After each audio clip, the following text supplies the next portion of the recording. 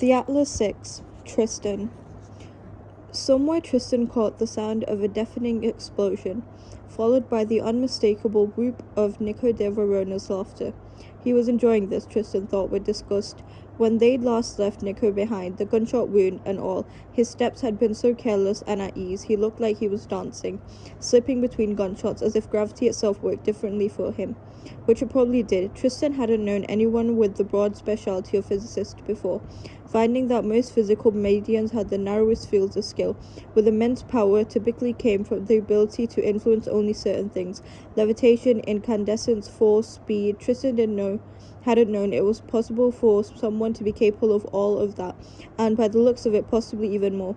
Physical magics were draining enough that Nico should have been exhausted by now, but he wasn't. He was laughing, he was enjoying this, and meanwhile Tristan was going to be sick.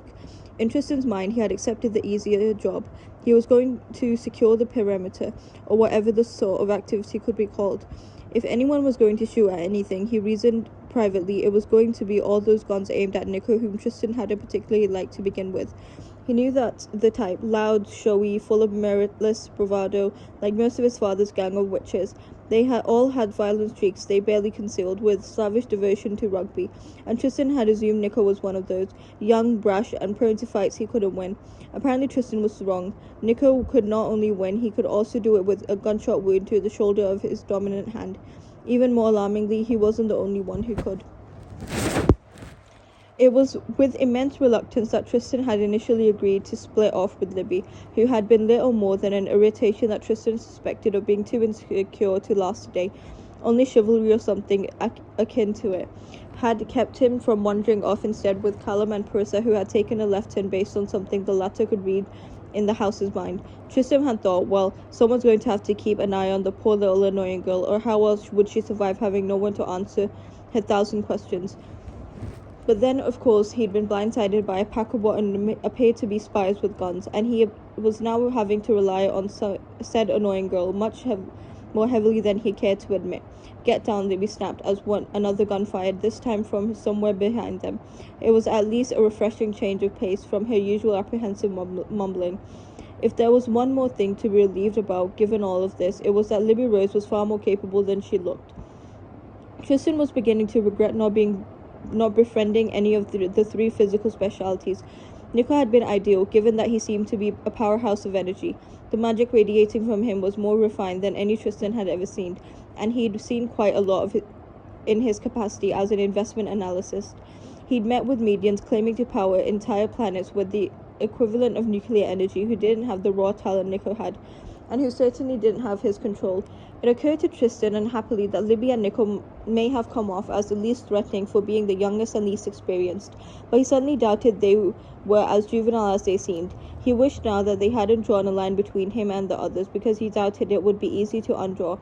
It was all the unpleasant reminder that Tristan's father, which capable of moderate level of physical magic, had always considered Tristan a failure from the start. Tristan had been slow to show any signs of magic, barely able to qualify for median status when he reached his teenage years. An unsurprising outcome, considering they had spent so many years before that concerned he wasn't even a witch. Was that why he'd chosen to do this? Atlas Blakey had told him he was rare and special, and therefore he'd thought, yes, fine, time to drop everything I spent years tirelessly cultivating in order to prove to my estranged father that I too can do something wildly unsafe. Do you know any combat spells? Libby panted, giving Tristan a look that suggested he was the most useless person she'd ever met. At that moment, he suspected he might have been. I'm not good with physicalities, he managed to say, ducking another shot. These men seemed to be different from the group Nico had taken on in the drawing room, but they were definitely also outfitted with automatic weapons. Tristan didn't know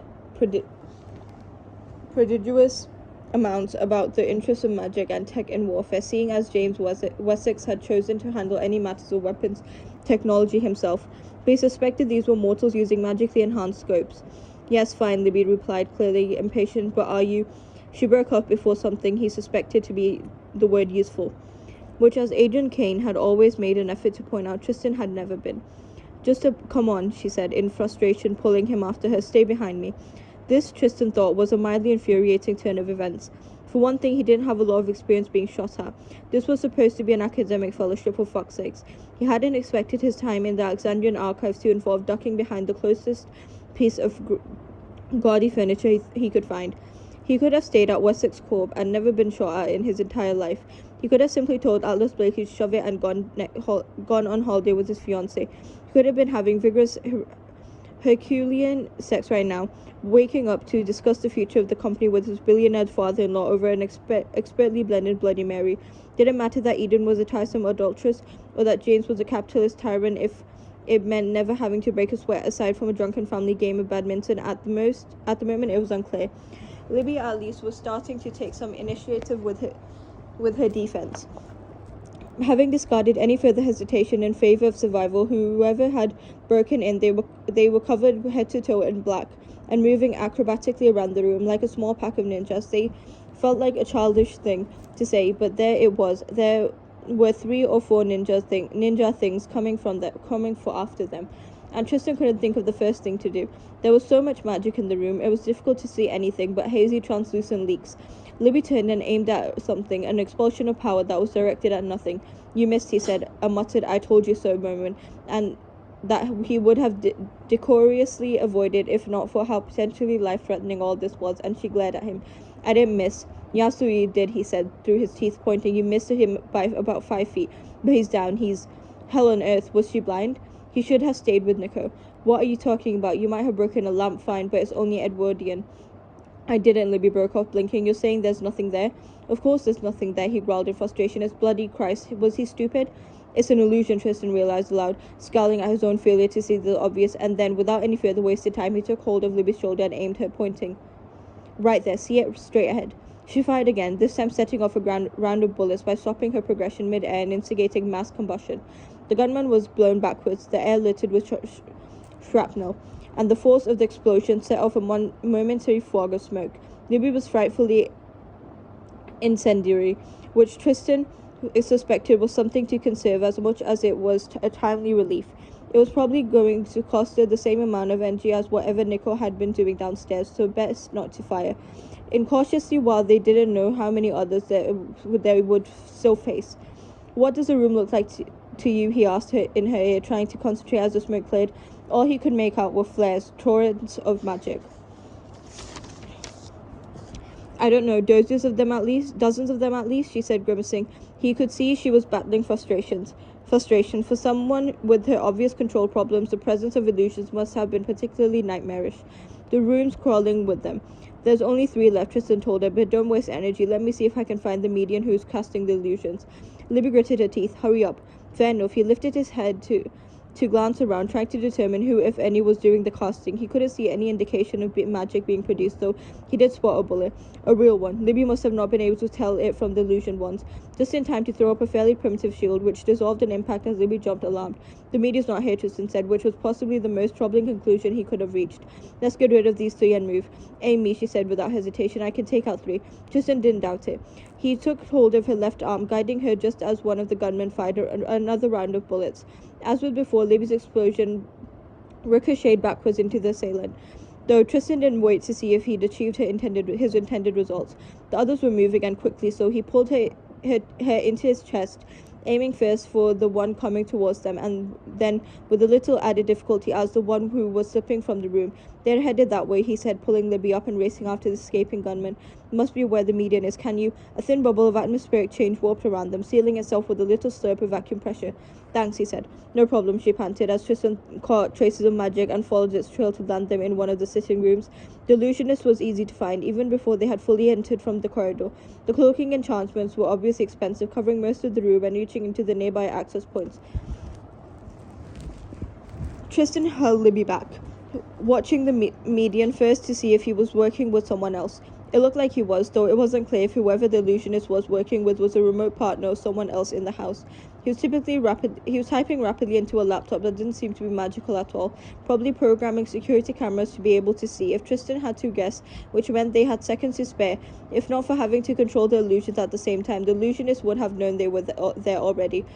"Go," Tristan said to Libby while he stopped looking. She hesitated, which was one thing he'd hoped she wouldn't do. "Do I shoot or kill?" Or, Is that in that exact moment, the medium's eyes snapped up from the laptop screen, meeting Tristan's. Now, Tristan said more desperately than he had hoped to sound, and Libby, thank bloody fuck, threw up a hand in time to stop whatever was coming towards them. The medium's eyes widened, obviously startled at the prospect of being overpowered, while Libby advanced towards him, shoving the force of the medium's own expulsion backwards. The medium wasn't going down without a fight. He tried again, and this time Libby's response was like a bolt of lightning, snapping the medium's control with a lash of something around his wrists. Tristan heard a cry of pain, and then a mutter of something under his breath, some basic obscenity. Tristan suspected, though, his Mandarin was rusty. Who sent you? Libby demanded, but the medium had scrambled to his feet. Tristan, concerned the medium might conjure more illusions as a defense, leapt forward, taking hold of Libby's arm right again and raising it. Which one? Libby gasped. He split. This one there, by the window. He's multiplying. Just hold on, steady. I have him. This time, as Tristan locked Libby's palm on the trajectory of the medium's escape, he caught a glimpse of something, evidence of magic that hadn't been clay from afar. It was a little glittering chain, delicate like jewelry, that abruptly snapped.